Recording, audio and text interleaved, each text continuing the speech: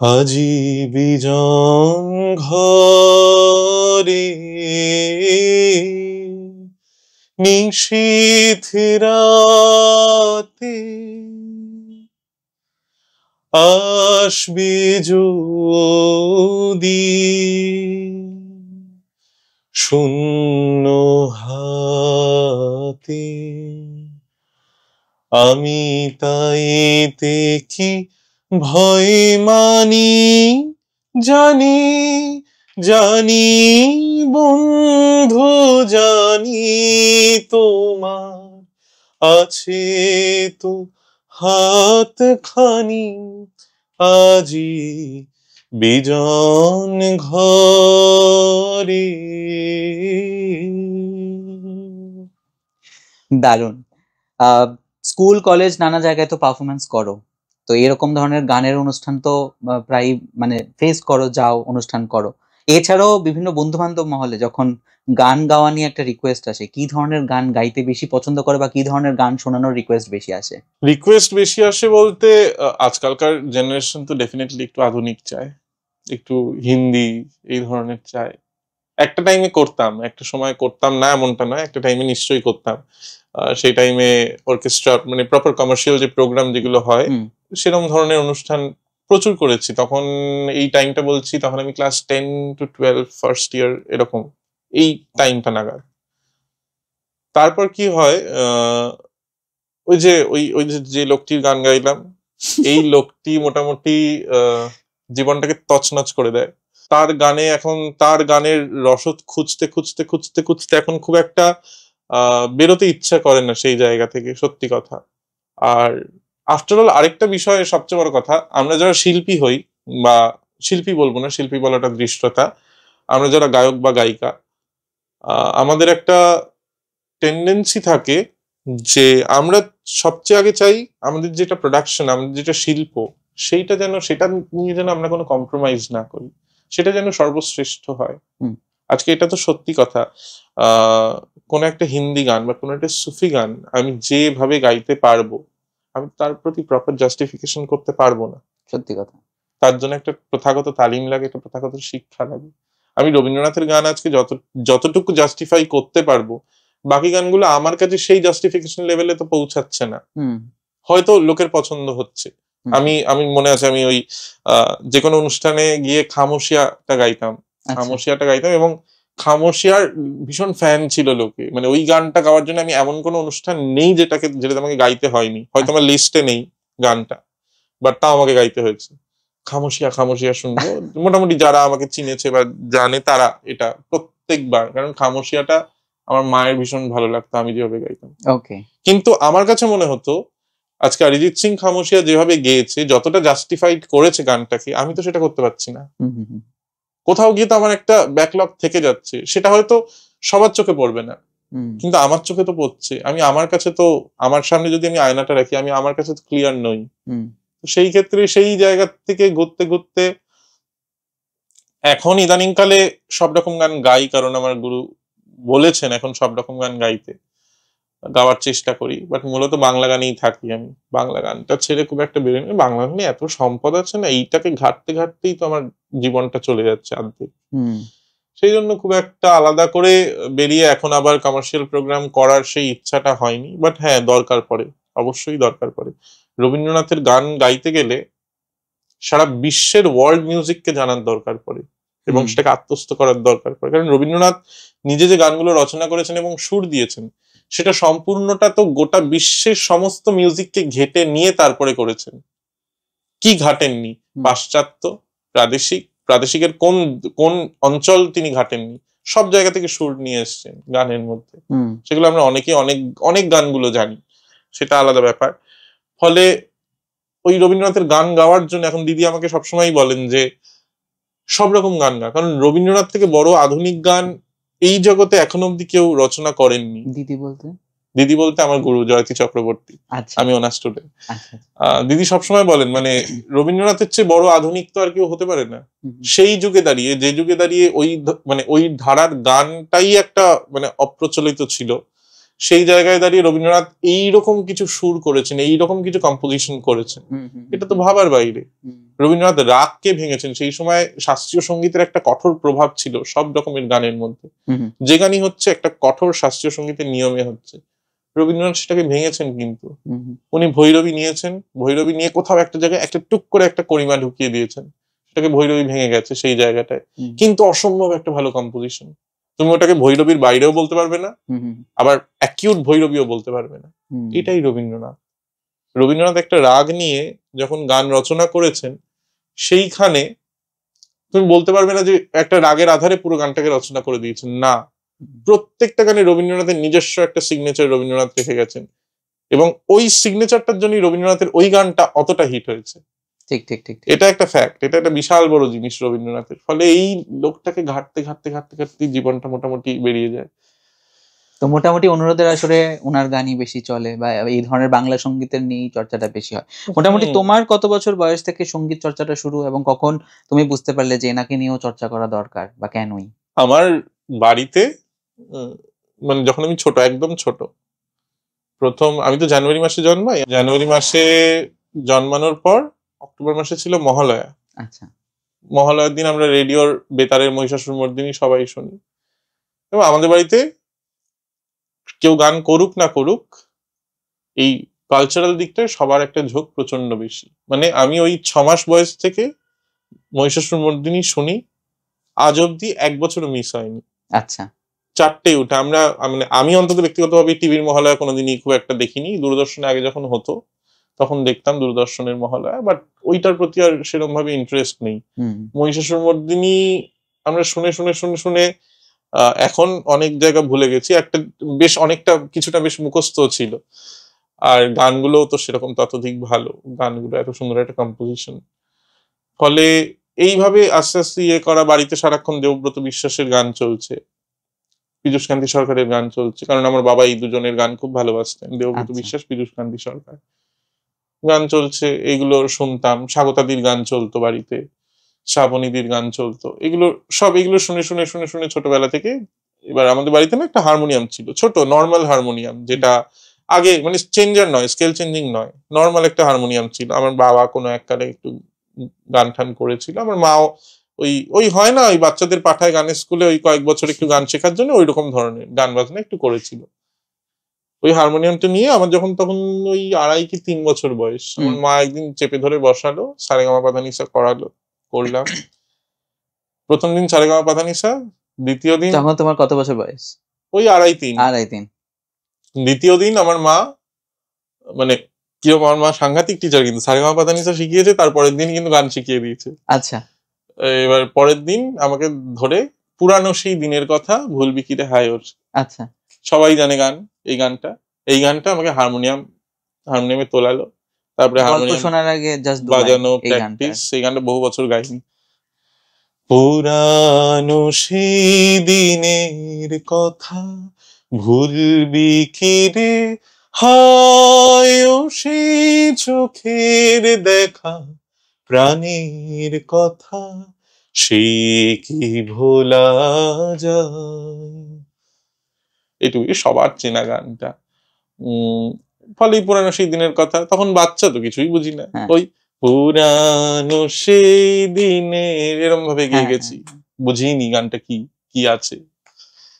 মা তারপরে ওটা হারমোনিয়ামে তোলালো, হারমোনিয়ামে তুলে তুলে কর। তার পরবর্তীকালে আয় তবে সহচরী, মানে এই বাচ্চাদের যে গানগুলো হয়, ঠিক আছে। এবার মায়ের খুব ইচ্ছা ছিল আমাকে গান শেখাবে। আমার গানের পুরো কেরিয়ারটা আমার মায়ের জন্য, খুব ইচ্ছা ছিল আমাকে গান শেখাবে।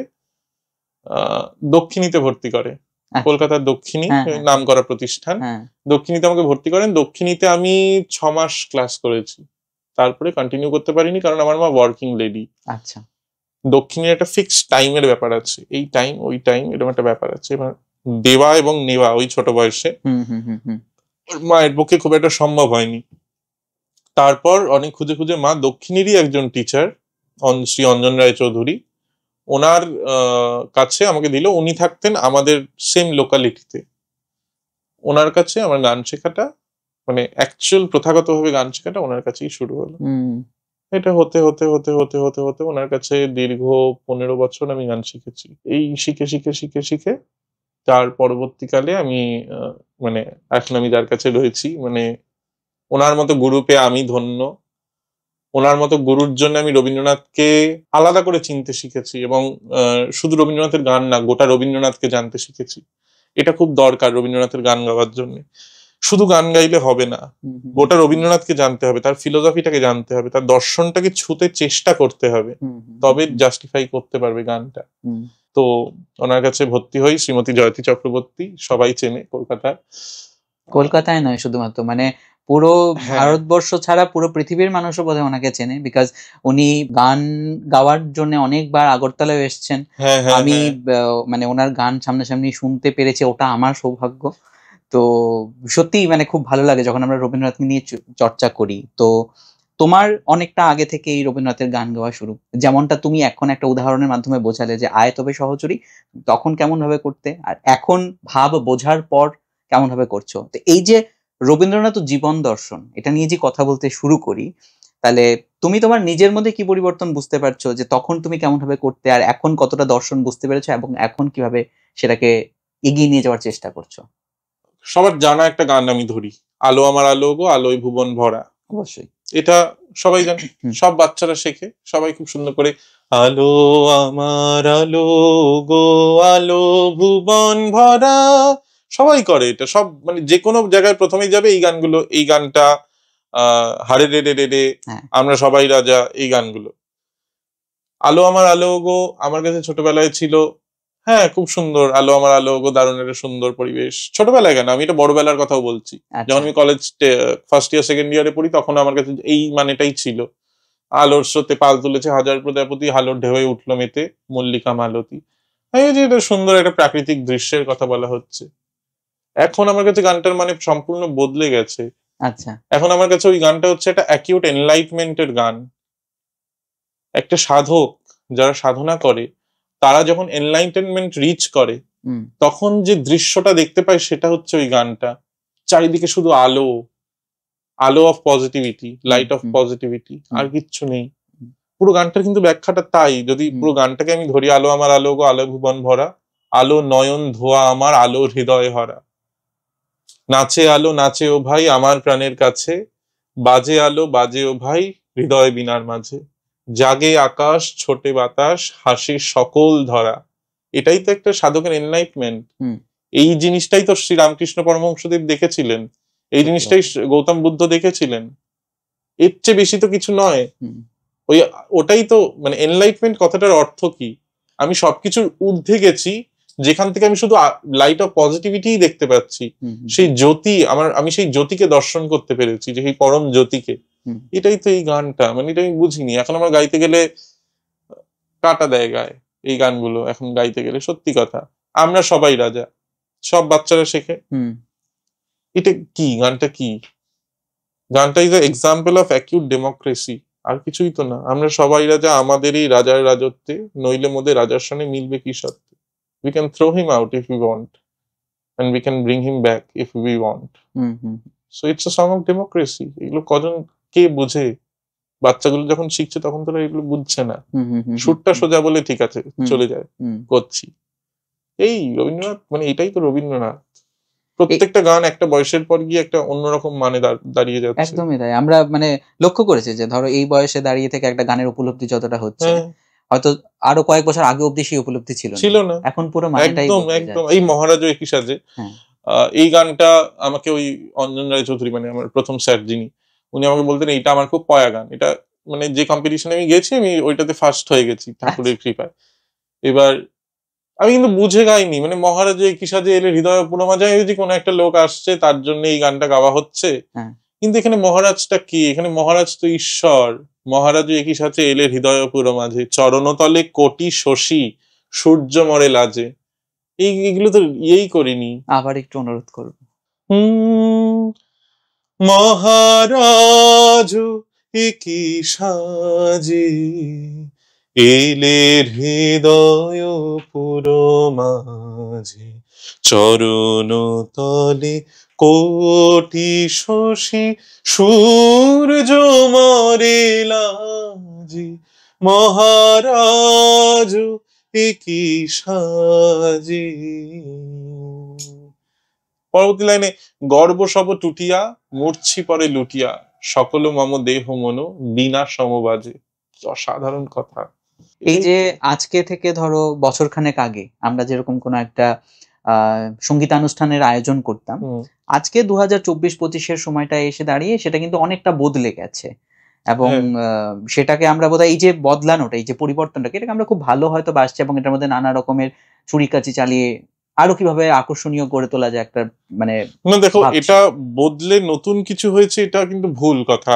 কারণ তুমি যে সময়টা বলছো তার আগের সময়টাই কিন্তু এখন যেভাবে অনুষ্ঠানগুলোকে লোকে আস্তে আস্তে নিচ্ছে, তার আগের সময়টা ওই জিনিসটাই ছিল। ওই বলে না ওল্ড ট্রেন্ড আবার ফিরে আসে নতুন করে, এইরকম একটা ব্যাপার। মানে আগেকার দিনে তুমি তুমি হয়তো দেখে থাকবে ওই পুজোর বৈঠকি আড্ডা, দূরদর্শনে এগুলো খুব হতো, বৈঠকি আড্ডা ধরনের একটা সেশন। মানে ম্যাক্সিমাম প্রোগ্রামে কিন্তু এরম ভাবেই হতো। একটা তিন কন্যা যে প্রোগ্রাম গুলো হতো সেখানে একটা বৈঠকি ধরনের প্রোগ্রাম হতো। সেইগুলো একটা টাইমের পর ওগুলো চলে গেছিল। তখন খুব ফর্মাল একটা স্ক্রিপ্টেড অনুষ্ঠান আমরা করতাম। আমরা ছোটবেলা থেকে যত অনুষ্ঠান করেছি বেশিরভাগ রবীন্দ্রনাথের স্ক্রিপ্টেড অনুষ্ঠান করার চেষ্টা করেছি। এখনো হয় না বলছি না, হয়, ডেফিনেটলি হয়। কিন্তু দুঃখের বিষয়টা কি জানো তো, মানে রবীন্দ্রনাথের গান একটা সময় তো ইয়াং জেনারেশনের কাছ থেকে ছড়ে যাচ্ছিল, এটা তো মানতেই হবে। কারণ বিশ্বভারতীর একটা কঠোর নিয়ম, একটা কপিরাইটের ব্যাপার ছিল, যেখানে রবীন্দ্রনাথের গানে কোন রকম কোনো এক্সপেরিমেন্ট করা যেত না। মানে ইভেন ইন্টারলিউড প্রিলিউড গুলো অন্য কিছু বাজানো যেত না, শুধু ওই গানের লাইনটাই বাজাতে হবে, ইন্টারলিউড প্রিলিউড, এরকম নিয়ম ছিল বিশ্বভারতী। কপিরাইট যখন ছিল, এবার কপিরাইটটা উঠে যাওয়ার পর আস্তে আস্তে প্রথম রবীন্দ্রনাথের গানকে এখনকার দিনের ইনস্ট্রুমেন্টেশনে প্রথম নিয়ে আসে শ্রাবণী সেন, তার পরবর্তীকালে জয়তী দি, এরকম আস্তে আস্তে এগুলো আসে। এগুলো এবার ফলে কি হয়, সেই সময়কার শিল্পীরা ধন্বন্তরী ছিলেন, কিন্তু তারা যে ধন্বন্তরী ছিলেন এটা বুঝবে কজন? যারা গান বাজনা করে, যারা কালচারালি অ্যাটাচড ওইটার সাথে। কিন্তু ইয়াং জেনারেশনের কথা যদি বলো, আজকে খুব পুরোনো দিনের একটা রেকর্ড, কোনো বড় কোনো মানুষের রেকর্ড, সেই রেকর্ডটা যখন আমি শুনবো, আমি আমাদের কথাই বলছি, আমরা যখন শুনবো রেকর্ডের ক্ল্যারিটি ভালো না, সেই টাইমে এত ভালো ছিল না। মিউজিকের ইম্প্যাক্ট গুলো ভালোভাবে বোঝা যায় না, গলাটা একটু মেকানিক্যাল গলাটা বেরোয়। দেখবে আগেকার দিনের রেকর্ডিং একটু মেকানিক্যাল গলা বেরোতো।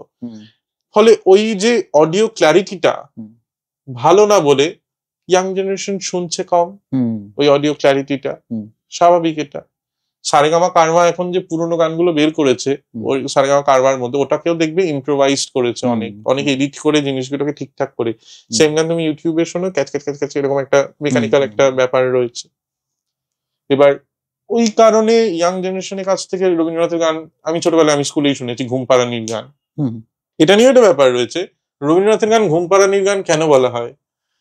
রবীন্দ্রনাথের গান শুনলে যে শান্তি অনুভব হয় তাতে ঘুম আসে, কিন্তু এটা ফ্যাক্ট। তুমি খুব ক্লান্ত, তুমি একটা রবীন্দ্রনাথের গান চালাও, তোমার ঘুম আসছে না, তোমার ঘুম এসে যেতে বাধ্য। কারণ মানে ভালো মিউজিক তোমার এই নার্ভকে পিস দেয়, তোমার নার্ভকে ঠান্ডা করে, এটা ফ্যাক্ট। এটা আলাদা জিনিস।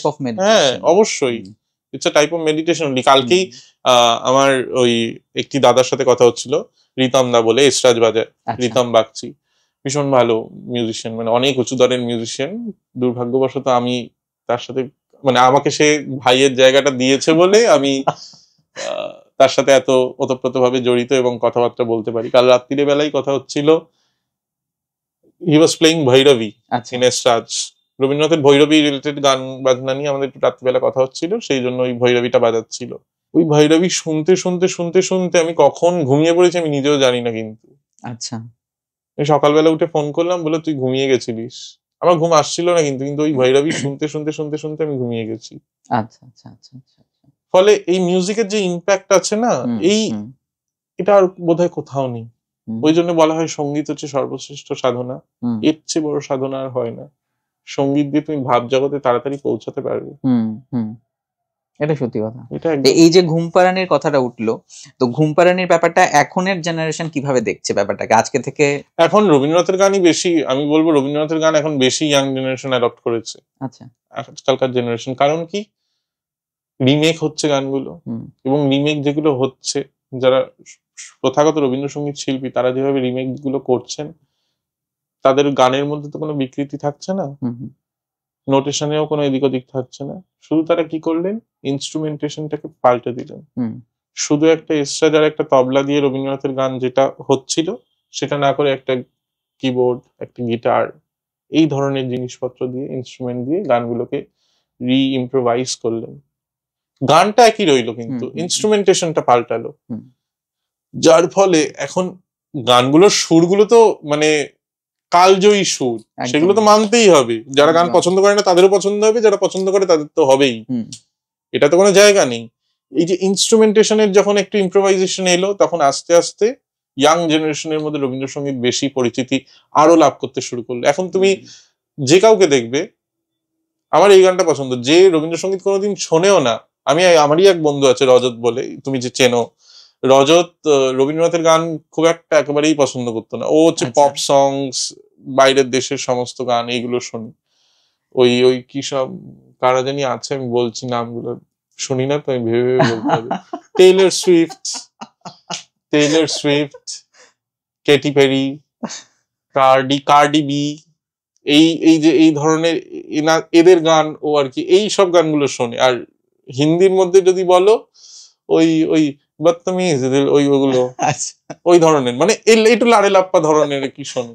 কিন্তু ও এখন রবীন্দ্রনাথের গান একটু একটু শোনার পর, ও এখন মানে তুমি ওকে যদি জিজ্ঞেস করো রবীন্দ্রনাথের এমন এমন কিছু গান বলবে ওর প্রিয়, সেগুলো মানে ভাবা যায় না। মানে এই ছেলেটা এই গানগুলোও শুনতে পারে, মানে এসো এসো আমার ঘরে এসো ওর খুব প্রিয়, মহারাজ একই সাজে ওর খুব প্রিয়। তারপরে এটা আমার ভীষণ অবাক লেগেছিল, ধায় যেন মোর সকল ভালোবাসা, ওর সবচেয়ে প্রিয় গান এটা। মানে আমি অবাক হয়েছিলাম, এটা তো ওর সবচেয়ে প্রিয় গান। বাবা, ভাবিনি, আশা করিনি না মানে এই ধরনের গান ওর প্রিয় হতে পারে। ফলে এখনকার এগুলো আস্তে আস্তে আসছে, মানে এখন যেভাবে রবীন্দ্রনাথের গান নিয়ে চর্চা হচ্ছে, হ্যাঁ তাই বলে আমি এটা কখনোই সাপোর্ট করছি না রবীন্দ্রনাথের গানকে বিকৃতি করে। বাবা, রবীন্দ্রনাথের একটা নোটেশন যেটা রয়েছে, এবং রবীন্দ্রনাথ যে সুরটা করে দিয়ে গেছে, মোর দেন এনাফ। ওটা যেখানে যতটুকু দরকার সেখানে ততটুকুই করতে হবে, তার বাইরে করে লাভ নেই। এই হচ্ছে বিষয়। রবীন্দ্রনাথের চর্চা হচ্ছে, এটা নিয়ে আমরা আগেও আবার কথা বলবো। মাঝখানে একটা অন্য প্রসঙ্গ তুলতে চাইছি, যে প্রফেশনালি দাঁড়িপাল্লা হাতে নিয়ে কাজ করার কথা ছিল, তো এখনো করছো বোধহয়, বাট সেটার থেকেও বেশি ঝুঁকি হচ্ছে ওই হারমোনিয়াম দিয়ে। তো এই ব্যাপারটা নিয়ে গল্পটা যদি একটু বলো আমাদেরকে। টিভিতে দেখতাম, ওই আদালত বলে হতো না, ওইটা দেখতাম টিভিতে। এবার আদালত দেখতে দেখতে খুব লয়ার হব, অ্যাডভোকেট হব, এরকম ভাবে কোর্টে সওয়াল করব, এই করব, যাই হোক খুব আশা নিয়ে পড়েছি। লয়ার 5 বছর, অ্যাডভোকেট বিএলএলবি করেছি। প্রথম যেদিন কোর্টে গেলাম, কোর্টে গিয়ে মোটামুটি বুঝলাম এটা আমাদের খুব একটা কিছু হবে না, মানে খুব কিছু নয় এটা, মানে যেটা দেখতাম সেটা তো একেবারেই নয়, সিনারিওটা সম্পূর্ণ আলাদা। ওই আর কি, অগত্যা যেতে হচ্ছে, যাচ্ছি। হ্যাঁ, তবে যদি আমার বাই প্রফেশন বা কেরিয়ার হিসেবে জিজ্ঞেস করো, আমার গানটাই আমার সব, ওই গানটাকে বাঁচিয়ে রাখার জন্য আমি কোর্টে যাচ্ছি। আচ্ছা আচ্ছা। এবং যখনই আমি গান রিলেটেড কিছুতে আমি শিফট করে যেতে পারবো, আমি ডেফিনেটলি ওইটা ছাড়বো। কারণ আমার জীবনে আমার পয়সা করির যে খুব প্রয়োজন এমনটা নয়, আমি বেশি পয়সা আমার খুব চাই না, কারণ এমনি আমি বিয়ে শাদী করবো না। That is the best thing, যেখানে খরচাটা সবচেয়ে বেশি। বিয়ে শাদী করবো না। কিন্তু সেটা না করার পেছনে কারণ কি রয়েছে? সেটা না করার পিছনে কারণ কি রয়েছে, আমার না কারোর সাথে মিলবে না, এটাই হচ্ছে মুশকিল। মানে যদি সেও যদি রবীন্দ্র চর্চার মানে বিশ্বাসী হয়, হতে পারে, কিন্তু আমার মানে প্রচুর ট্যান্ট্রামস রয়েছে, এই ট্যান্ট্রামস গুলো সহ্য করার মতো মানুষ খুব, মানে আই ডাউট কেউ আছে কিনা। আমি এখনো মানে আমার মাই তিতিবিরক্ত হয়ে আমাকে মাঝে মাঝে ঘর থেকে বের করে দেয়। আমি ধরো ঘুমিয়ে আছি, রাত্রিবেলায় 2-2-2:30 সময় ঘুমাতে ঘুমাতে চোখটা একটু ভেঙেছে, কি একটা গান মনে এসছে, এই ঘুমন্ত অবস্থায় মনে এসছে, আমাকে তখনই সেটা নিয়ে বসতে হবে। কে ঘুমাচ্ছে আই ডোন্ট কেয়ার, আমাকে ওই মুহূর্তে হারমোনিয়াম নিয়ে ওই গানটা নিয়ে বসতে হবে, আমাকে করতেই হবে। সেটা করতে করতে হয়তো ভোর হয়ে গেল, আচ্ছা 2টো থেকে ভোর হয়ে গেল, এরকমও হয়েছে, বাট করতে হবে। এইগুলোকে আমি কি করে চেঞ্জ করবো বলো? আজকে আমার ধরো ভালো অনুষ্ঠান যদি কোথাও হয়, আমি ছুটতে চলে যাব অনুষ্ঠানটা দেখতে, কারণ এক একটা অনুষ্ঠান থেকে না আমরা এক একটা বছরের কিছু জিনিস বিদ্যা সঞ্চয় করি, জানতে পারি এক একটা একদম অনুষ্ঠান সত্যি থেকে, কথা। এক একটা মানে প্রচুর কিছু জানতে পারি, মানে নিজেকে এক্সপ্লোর করতে পারি, সবচেয়ে বড় কথা। জয়তিদির একটা অনুষ্ঠানে গেছিলাম, তখন আমি জয়তিদির স্টুডেন্ট না। ওই আমি বুঝতে পারছি যে তোমার এখানে বসতে একটু কষ্ট হচ্ছে, না না না, এই ছোট্ট জায়গায় একটা স্টুডিও অ্যারেঞ্জ করা, মানে আমি বুঝতেই actually- পারছো যে শুধুমাত্র পডকাস্ট করার জন্যই যে কলকাতায় আসা তা না, কলকাতায় আমার বরাবরই হ্যাঁ, আসা হয়। স্বাভাবিক। তো আগরতলায় তোমায় নিয়ে ফাইনালি যেতে তোমার সাথে পারছি এইবার না। আমার দেখা হলো, হ্যাঁ, এর আগে তো হ্যাঁ। দেখাও হয়নি। মানে আগরতলায় তোমায় নিয়ে যেতে পারছি না, তাই বলে স্টুডিওটাকে এখানে আনার আমরা একটা ছোট্ট প্রয়াস করেছি মাত্র, তাই জন্য বেশ অ্যাডজাস্ট করে বসতে না, লাগছে। নিশ্চয়ই যাবো, কোনোদিন যাবো। তোমাদের আগরতলার একজন মানুষ তো আমার খুব প্রিয়, আচ্ছা, রবীন্দ্রনাথের জগতের, কি? শ্রীমতী বিভা সেনগুপ্ত, তুমি চেনো? হ্যাঁ হ্যাঁ হ্যাঁ হ্যাঁ হ্যাঁ, উনি হ্যাঁ, তো আগরতলারই হ্যাঁ, মানুষ। হ্যাঁ, হ্যাঁ, হ্যাঁ। ওনারও মানে মিষ্টি একটা মানুষ। উনিও আমাকে রবীন্দ্রনাথ অনেক কিছু, অনেকটা চিনিয়েছেন। ওকে। উনি একটা কম্পিটিশনে প্রথম ওনার সাথে আলাপ হয় এজ আ জাজ, উনি Okay. জাজ ছিলেন আমার। তো উনি আমাকে কম্পিটিশনের পর উনি আমাকে অনেক কথা বলেছিলেন, এখন আমাকে খুব ভালোবাসেন, দেখলে খুব জড়িয়ে টড়িয়ে ধরেন, আর প্রত্যেকবার একটাই প্রশ্ন করেন, বিয়ে করিসনি? আমি বললাম করবো না গো, আমি করবো না, আমি তোমারই থাকবো, এটুকুই বলি সবসময় ওনাকে। খুব মিষ্টি একজন মানুষ, মানে প্রতি মুহূর্তে এখনো, মানে উনি এই 92 বছর বয়সে উনি যদি একটা গান গান, সেই গানটা থেকে যে আমি কত কিছু শিখি ভাবার বাইরে। আমি হলপ করে বলতে পারি, উনি 92 বছর বয়সে যে গান গান, আজকালকার মানে সব মানে বেশিরভাগ গায়ক গায়িকা এই বয়সেও সেই গান গাইতে পারবে না। ওনার তালিমটা এবং উনি তো দেবব্রত বিশ্বাসের স্টুডেন্ট ছিলেন, মায়াদির স্টুডেন্ট ছিলেন, দুজনের স্টুডেন্ট ছিলেন, ফলে এদের থেকে প্রচুর শেখার রয়েছে গো। মানে আমি অনুষ্ঠানে এমনি এমনি দৌড়ে দৌড়ে চলে যাই না, এই অনুষ্ঠানগুলো এক একটা আমাকে অনেক কিছু দেয়। এই জয়তিদিরই একটা গান, তখন আমি জয়তিদির কাছে শিখি না, গানটা আমি জানতাম, আমি ওই স্যারের কাছে তুলেছিলাম গানটা, পরবর্তীকালে জয়তিদির অনুষ্ঠানে গিয়ে দেখি ওই গানটা গাইছে। ওই গানটা মানে হায় গো ব্যথায় কথা, যায় ডুবে যায় যায় গো, ওই গানটার সঞ্চারিটা হচ্ছে, আমি একটু গেয়ে শোনাচ্ছি। মানে আমি যেটা শিখেছি আমি সেটা আগে শোনাচ্ছি, তারপরে জয়দিদি যেটা শিখিয়েছে আমি সেটা শোনাচ্ছি, মানে জয়দিদি থেকে আমি যেটা বুঝতে পেরেছি। হায় গো নয়ন আমার, নয়ন আমার মরে দুরাশায় গো, এইটা আমি শিখেছি ছোটবেলা থেকে। সেদিন জয়তিদিকে স্টেজে যখন গাইছে, এই জায়গাটা যখন গাইলো, আমার চোখ দিয়ে ট্যাপ করে জল গড়িয়ে পড়লো, মানে হট, মানে সাডেন একটা টস করে জল গড়িয়ে পড়লো। উনি কিছু করলেন না, মানে খুব সিম্পল, হায় গো নয়ন আমার, নয়ন আমার মরে দুরাশায় গো। উনি মরের পরে একটা মরেটাকে ছেড়ে দিয়ে একটা হালকা একটা পজ নিলেন, নয়ন আমার মরে দূর আশায় গো, এইটা করলেন, মানে টক করে জল গড়িয়ে পড়লো। এই যে বলি মানে এক একটা অনুষ্ঠান অনেক কিছু শিখিয়ে দেয়, অনেক কিছু দেয় তোমাকে, তোমার নিজেকে ইম্প্রোভাইজ করার জন্য। এইভাবেই চলে যাচ্ছে, এইভাবেই করে যাচ্ছি। এই যে তুমি একটা উদাহরণ দিয়ে বোঝালে যে আগেরকার দিনে যেরকম তালিমগুলো হতো, এবং ওরা ওই বয়সে গিয়েও যেরকম ভাবে গান গাইছেন, আজকের জেনারেশন এই বয়সে থেকে হয়তো ওরকম কিছু ভাবার মানে প্রশ্নই আসে না।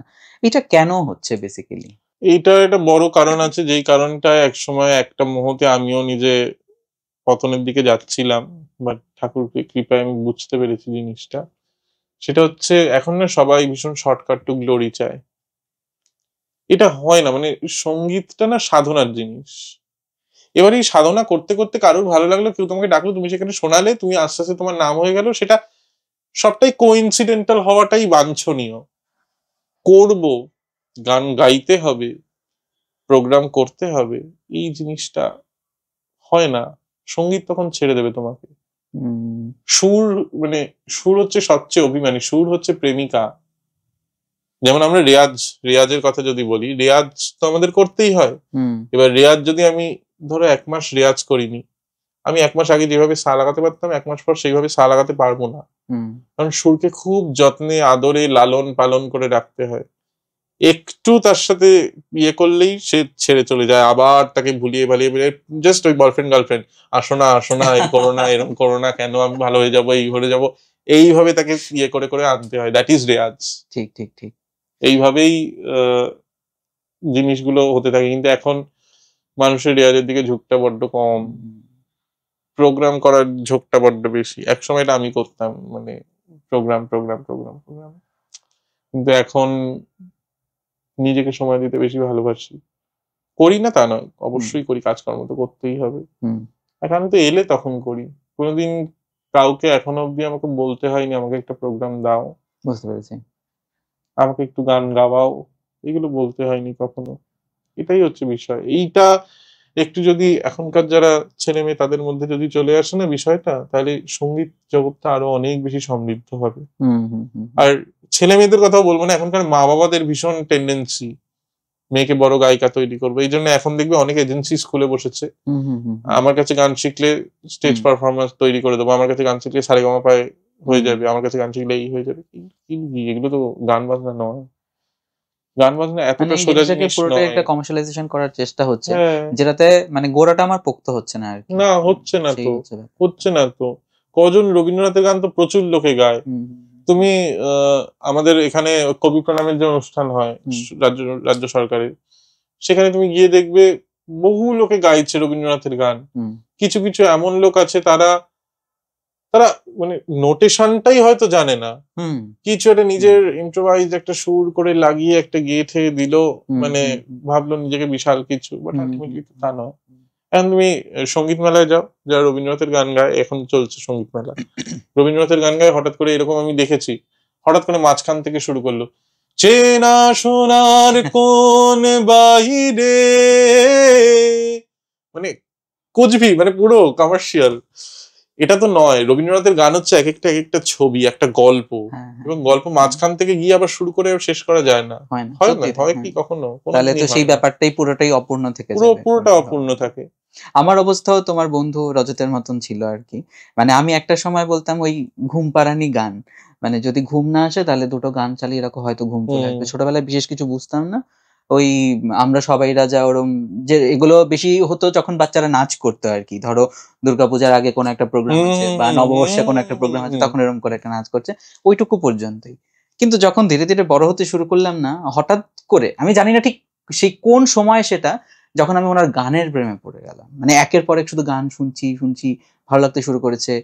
তারপরে যখন মানে এই ভালোবাসাটা যে কখন একটা জীবন দর্শনের পর্যায়ে পৌঁছে গেছে তা জানি না। মানে আমার মনে হচ্ছে জীবনের প্রত্যেকটা সিচুয়েশনের জন্য উনি গান লিখে গেছেন। হ্যাঁ, আমি এটা অনেককেই বলি যে তুমি যত খারাপ সিচুয়েশনে থাকো, একটা রাস্তায় যাদের ঘর বাড়ি নেই, ঘর উঠে গেছে, চাল উঠে গেছে, সবাই ছেড়ে দিয়েছে, তুমি তাকে গিয়ে একটা দাও, সে গীতবিতানটা খুলো, একটা না একটা গান তার জন্য আছে ওখানে, যেটা তার সিচুয়েশনটা বর্ণনা করছে। তুমি যে কোনো অবস্থায় গীতবিতান খোলো। এটা আমি জেনারেলি আমার যারা চেনা পরিচিত তাদের যখন কিছু গিফট করি, আমি গীতবিতান গিফট করি। কেন তারা সবাই গান গায় এমনটা নয়, কিন্তু গীতবিতানটা হচ্ছে একটা দর্শনের বই। ওই গীতবিতানটা তুমি যদি একটা গান যদি পড়ো না, তোমার কিছু না কিছু হবে, হিল কিছু না একটু হলেও হবে, তুমি হতে বাধ্য। রবীন্দ্রনাথ তো মানে ওনার জীবনে যে ক্রাইসিস এসছে বা উনি যে ক্রাইসিসের মধ্যে দিয়ে গেছে, এইরকম ক্রাইসিস আমি অন্তত মানে কখনো দেখিনি কারোর জীবনে। কিন্তু আমরা ধরো আপাত দৃষ্টি আমরা তো খুব জাজমেন্টাল, বর্তমানের প্রজন্মটা ভীষণ জাজমেন্টাল। তো আমরা দেখে ওটাই ভাবি যে জমিদার বংশের ছেলে ছিলেন উনি, বাড়িতে প্রচুর টাকা পয়সা, কখনো আর্নিং করা নিয়ে ওনাকে ভাবতে হয়নি। হ্যাঁ, নানা রকম সম্পর্কের কথাও শোনা যায়, এগুলো নিয়েও বিতর্কিত চর্চা রয়েছে। তার মাঝখানে দাঁড়িয়েও যদি কেউ ওরম ভাবে গান লিখতে পারেন, বোঝাতে পারেন, সেই সময়টায় দাঁড়িয়ে জীবন দর্শনকে পুরো পাল্টে দিতে পারেন, তাহলে কোনো না কোনো জায়গায় তো তার একটা মাহাত্ম্য অবশ্যই রয়েছে। তুমি এই ব্যাপারটাকে কিভাবে দেখছো, এবং এই যে আজকের দিনে দাঁড়িয়ে তোমার জীবন দর্শন বা এই যে ক্রাইসিসের কথাগুলো বললে, তাকে নিয়ে যদি দু একটা এক্সাম্পল তুমি দিতে পারো। রবীন্দ্রনাথের বাড়ির দিকটায় যদি আমি যাই, ঠাকুর বাড়ির কথা যদি বলি, মহর্ষি যখন বেঁচে ছিলেন তখন রবীন্দ্রনাথের জীবনযাত্রা এবং জীবনযাপন তুলনামূলক অনেকটা সুইফট ছিল মহর্ষি থাকার সময়, যখন ছিলেন মহর্ষি। এরপর যখন চলে যান, তার আগে তো ওনার বৌদি মারা গেছিলেন, যাকে নিয়ে এত বিতর্ক রবীন্দ্রনাথের সাথে। কিন্তু তুমি যদি মানে কাদম্বরী দেবীকে নিয়ে বিতর্কর ঝড়টা এখন আরো প্রবল ওই একটি বইয়ের জন্য, কাদম্বরী দেবী সুইসাইড নোট। সবাই বইটি পড়েছে, কিন্তু বইটির প্রথম পাতা কেউ পড়েনি। বইটির প্রথম পাতায় লেখা ছিল এগুলো কাল্পনিক, আচ্ছা, কল্পনার অতীতে এগুলো অ্যাড করা হয়েছে। হ্যাঁ, এরকম কোনো ব্যাপার নেই। আমরা যতটা পড়াশোনা করেছি রবীন্দ্রনাথের ঠাকুর বাড়ি নিয়ে আমরা, এবং রবীন্দ্রভারতীতে পড়ার দরুন তো আমাদের করতে হয়েছেই পড়াশোনা, রিসার্চ করতেই হয়েছে। তখন শিশু রবীন্দ্রনাথ, রবীন্দ্রনাথের 9 বছর বয়স, কাদম্বরী দেবী বিয়ে হয়ে এলেন 7 বছর বয়সে, এরকম একটা আমি এক্সাক্ট বয়সটা আমার মনে নেই। এবার যখন কাদম্বরী দেবী বিয়ে হয়ে এলেন, তখন কাদম্বরী দেবীর ওই বাড়িতে একমাত্র সমবয়সী ছিল রবীন্দ্রনাথ, যার ফলে ওই বয়সে প্রেম হতে পারে না। 7 বছর 9 বছর বয়সে নিশ্চয়ই কারোর প্রেম হতে পারে না, বন্ধুত্ব গড়ে ওঠে, ভীষণ একটা গাঢ় বন্ধুত্ব। এবং তুমি হয়তো জানবে কাদম্বরী দেবীর মানে তখনকার দিনে তো জাতপাতের একটা ব্যাপার ছিল, একটু লোয়ার মিডল ক্লাস ফ্যামিলি থেকে ছিলেন বলে তাকে একটু সাইড করেই রাখা হতো ঠাকুর বাড়িতে। এবার পরবর্তীকালে যখন কাদম্বরী দেবী বড় হয়, রবীন্দ্রনাথের সাথে বন্ধুত্বটা তো একই রয়ে গেছে, ওটা তো পাল্টাতে পারে না। এবার সবকিছু হয়। এবার একটি জাহাজ কেনা হয়েছিল। এটা আমার বলার ঠিক হচ্ছে কিনা আমি জানি না, এগুলো একান্ত ভীষণ ইন্টারনাল রিসার্চের বিষয়। একটা যাই হোক, জাহাজ ওইসবে যাচ্ছি না, একটা ঠিক হয়েছিল, এরকম একটা জিনিস কেনা হয়েছিল, সেইটার উদ্বোধন অনুষ্ঠানে সবাই যাবে ঠাকুর বাড়িতে। সবাই গেছে। রবীন্দ্রনাথ মৃণালিনী দেবীকে নিয়ে গেছেন। জ্যোতিরিন্দ্রনাথ কাকে নিয়ে গেছেন সেটা আমি বলছি না, এটা বলাটা ঠিক হবে না, এটা ঠাকুর বাড়ির ভিতরকার ব্যাপার, তো এগুলো যারা পড়ে জানবে। জ্যোতিরিন্দ্রনাথ অন্য কাউকে নিয়ে গেছিলেন। সবাই মানে প্রত্যেকে, সত্যেন্দ্রনাথ, জ্যোতিরিন্দ্রনাথ সবাই অন্য কাউকে নিয়ে গেছিলেন। সেদিন কাদম্বরী দেবীকে নিতে কেউ আসেননি, গোটা ঠাকুর বাড়িতে কাদম্বরী দেবী একা ছিলেন। সেই ওনাকে স্ট্রাইক করেছিল, সেই উনি নিতে পারেননি। উনি অন্তত শেষ হিসেবে ভেবেছিলেন যে হয়তো রবীন্দ্রনাথ ওনাকে নিতে আসবেন, বাট রবীন্দ্রনাথ তো মৃণালিনী দেবীকে নিয়ে গেছেন। রবীন্দ্রনাথ তো জানেন না এই বিষয়টা। যেরকম হয়, অভিমানী হয়ে উনি সুইসাইড করেন। আমাদের জোড়াসাঁকো ঠাকুর বাড়িতে তলার ঘর, সেই ঘরটি তুমি গেছো জোড়াসাঁকো ঠাকুর বাড়ি? এখন পর্যন্ত যাওয়ার সৌভাগ্য হয়নি। এখন গেলে দেখতে পাবে তেতলার ঘরটা বাইরে থেকে দূর থেকে দেখা যায়, আগে ওই দিকটা যেতেই দিত না, দেখাই যেত না ওই ঘরটা। এবং তারপরে মহর্ষির যে ঠাকুর বাড়িটা এত প্রসিদ্ধ একটি জায়গা, সেটার জন্য সমস্ত ওই ঘরের যা ছিল সমস্ত পুড়িয়ে দেওয়া হয়, এবং ওখানেই মানে খুব গোপন ভাবে সৎকার করা হয়। আচ্ছা, এটা তো যাই হোক, মানে রবীন্দ্রনাথের সাথে কাদম্বরী দেবীর কোনো অবৈধ সম্পর্কর কোনো রিসার্চ, কোনো উল্লেখ পাওয়া যায় না, কেউ করেননি রবীন্দ্রনাথের সাথে, এটা আলাদা বিষয়। এবার তুমি বলবে রবীন্দ্রনাথ কারুর প্রেমে পড়েনি? প্রচুর লোকের প্রেমে পড়েছিল রবীন্দ্রনাথ, কিন্তু সেই প্রেমটা এখনকার দিনে যেটা বলি আমরা ফিজিক্যাল অ্যাট্রাকশন নয়, that was a mental attraction. কারুর কথার প্রেমে পড়েছিল, কারুর কোনো গুণের প্রেমে পড়েছিল, এটা। আমিও কিন্তু এখন প্রচুর লোকের প্রেমে পড়ি, খুব ভালো মিউজিশিয়ান হলে আমি প্রেমে পড়ি তার মিউজিকের, তার না সেটা বলছি, তার মিউজিকে, তার ওই গুণের উপর। এটা স্বাভাবিক বৈশিষ্ট্য, যে কোনো শিল্পীর ক্ষেত্রেই এটা হয়। আজকে আমি সাংঘাতিক একজন, ধরো আমি ভীষণভাবে বেগম পারভিন সুলতানার প্রেমে পড়েছি। ওনার মতো তান আমি, ওনার মতো ক্লাসিক্যাল আমি কাউকে পাই না, সত্যি কথা। এটা তো প্রেম, এটা কি অন্য কোনো মানে ওই প্রেম, দাম্পত্য প্রেম তো নয়, এটা ভীষণ একটা পবিত্র প্রেম। এই প্রেম রবীন্দ্রনাথের জীবনে অনেকবার এসেছে। আমার রবীন্দ্রভারতীতে আমাদের মাস্টার্সে একটা হয়, শেষ লাস্ট ইয়ারে আমাদেরকে একটা রিসার্চ পেপার করতে হয়, তার মধ্যে একটা গীতি আলেখ্য বানাতে হয়, যেটা সম্পূর্ণ রিসার্চ ওরিয়েন্টেড হবে, নিজেকে করতে হবে, কোনো জায়গা থেকে ঝাপাঝাপি চলবে না। আর আরেকটা প্রবন্ধ বানাতে হয়, ডিজার্টেশন যেটাকে বলি আমরা, ডিজার্টেশন, ওটাও রিসার্চ ওয়ার্ক হবে। তো আমার ওই গীতি আলেখ্য পেপারটা আমি এরকম রবীন্দ্রনাথের জীবনে 4 জন নারীকে নিয়ে করেছিলাম, 1 জন দেশি ও 3 জন বিদেশি। তার মধ্যে ভিক্টোরিয়া অকম্পোর কথা সবাই জানে, আন্না তারখার আমাদের দেশের, মহারাষ্ট্রের আন্না তারখার, আর ওদিকে লুসি স্কট কে নিয়ে লিখেছিলাম। এরকম 4 জনকে নিয়ে আমি জিনিসটা তৈরি করেছিলাম, ওটা এখনো আছে, কোনো সময় যদি সুযোগ পাই করবো কোনো মঞ্চে ওটা গানগুলো দিয়ে।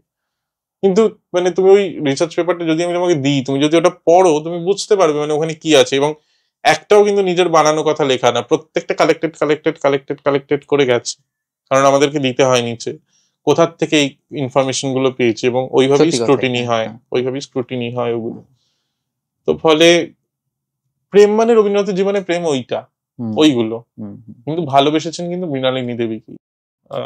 মৃণালিনী দেবীর তো নাম মৃণালিনী নয়, রবীন্দ্রনাথ এই নামটা দিয়েছিলেন, ওনার আসল নাম ভবতারিণী দেবী। এবং পরবর্তীকালে রবীন্দ্রনাথের, তুমি যদি বলো যে কোনো অর্থাভাব ছিল না, এটা অনেকেই জানে না। রবীন্দ্রনাথ এই এত বড় একটা বিশ্ববিদ্যালয় তৈরি করতে গিয়ে সম্পূর্ণ নিজের টাকায় তৈরি করেছিলেন। প্রথমে একটা ঘর, এরকম একটা বেড়ার ঘর দিয়ে শুরু হয়েছিল এই বিশ্ববিদ্যালয় তৈরির কাজ।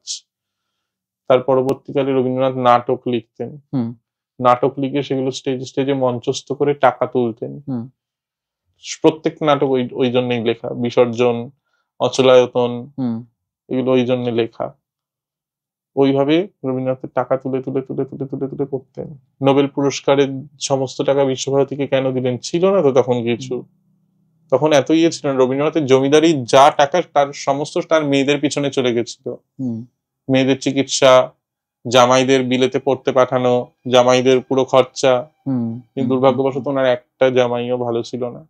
সবাই এগুলো গল্পগুলো সবাই জানে মোটামুটি। মানে চূড়ান্ত অবমাননার সম্মুখে রবীন্দ্রনাথ গেছেন। রবীন্দ্রনাথের মতো একজন বড় মানুষ, তার সামনে তার জামাই এরকম টেবিলের মধ্যে দুটো পা মুখের সামনে তুলে সিগারেট খাচ্ছেন, কিন্তু রবীন্দ্রনাথ নিরুপায়, কারণ তার মেয়ে আছে ওখানে, ভালোবাসতেন তো। কিন্তু আলটিমেটলি লাভ তো কিছু হলো না, একের পর এক সবাইকে হারালেন। কিন্তু হারানোটা বড় বিষয় নয়, হারিয়ে উত্তরণের পথটা বাকি, উনি যদি একা হারান, উত্তরণের পথটা বাকি 133 কোটি লোককে দেখালেন ওই একটা গানের মাধ্যমে। এটাই তো, আর কি চাই আমাদের? তো দুঃখ তো আমাদের কোন শূন্যস্থান গুলো তো কোনোদিন পূরণ হয় না, একদমই তাই। কিন্তু আমাদের পরের লাইনে যেতেই হবে, সেই পথটা রবীন্দ্রনাথ ক্রিয়েট করলেন। ওই যে প্রথম যে গানটা গাইলাম না, জানি জানি বন্ধু জানি তোমার আছে তো হাতখানি, সেই তার আশ্রয় রবীন্দ্রনাথ সমস্ত কিছু। রবীন্দ্রনাথ খুব ধার্মিক ছিলেন। হ্যাঁ,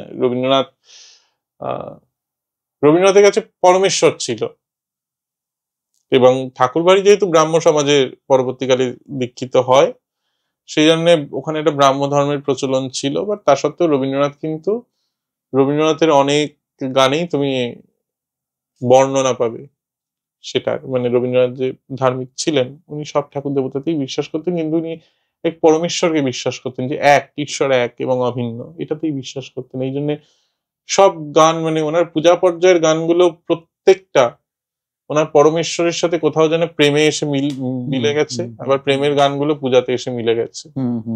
প্রেমটা পূজার স্বরূপ ফুটে উঠেছে, আর পূজাটা প্রেম স্বরূপ ফুটে উঠেছে। এই দুটো মিলন না হলে তো সাধনা হবে না, এই দুটো মিলন না হলে ভগবানকেও পাওয়া যাবে না। এবং আমার মনে হয় প্রত্যেকটা সাধনার কিন্তু সারবস্তুই একই। এই মিলনের কথাই কিন্তু বারবার বলা হয়েছে। সে তুমি মন্ত্র সাধনায় যাও, যোগ সাধনায় যাও, তন্ত্র সাধনায় যাও, সবকিছুর মধ্যে একই কথা বলা হয়েছে। প্রত্যেকটাতে পূজা হতে হবে প্রেমের মতো, প্রেম হতে হবে পূজার মতো, একদম দুটোর পরিপূরক। রবীন্দ্রনাথ এই কারণে তো পর্যায় ভিত্তিক ভাগ করেননি ওনার জীবদ্দশায়। পর্যায়টা পরে, গীতবিতান এখন যে পর্যায় পাই, এগুলো পরে ভাগ হয়েছে, জীবদ্দশায় করেনি। উনি নোটেশনও প্রথম দিকে করেননি, এটা জানতে না? রবীন্দ্রনাথ নিয়ে তোমরা যেরকম ভাবে চর্চা করছো, হয়তো আমি যেই জায়গায় দাঁড়িয়ে ওনার প্রেমে পড়েছি, হয়তো আমার পক্ষে এত রিসার্চ করা সম্ভব হয়নি। বিকজ আমি আমার মায়ের মুখেই কোনো এক সময় শুনেছিলাম, বিকজ মায়ের এক কলিগ ছিলেন, উনি রবীন্দ্রনাথকে প্রচন্ড ভালোবাসতেন। তো এবার কি হয়েছে, উনি একদিন আমার সঙ্গে বসে একটা কথা বলেছিলেন যে উনি সারা জীবনে যা লিখে গেছেন আমরা এক জীবনে তা পড়ে শেষ করতে পারি। সুতরাং ওই মানুষটাকে জাজ করা বা ওই নিয়ে কোনো কথা বলা, মানে এটা ধৃষ্টতা মাত্র, ওটা নিয়ে আমার কোনো বলা কিছু সাজে না।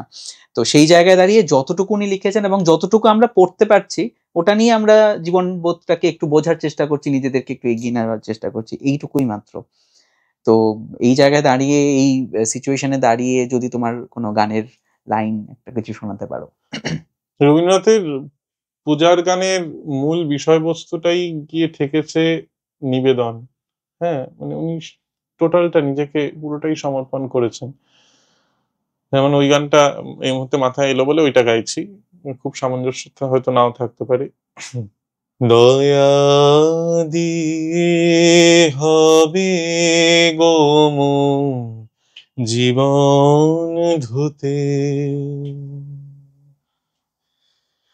দয়া দিয়ে হবে গো মোর জীবন ধুতে, নইলে কি আর পারব তোমার চরণ ছুতে, দয়া তব দয়া, তব দয়া দিয়ে হবে গো মোর জীবন ধুতে।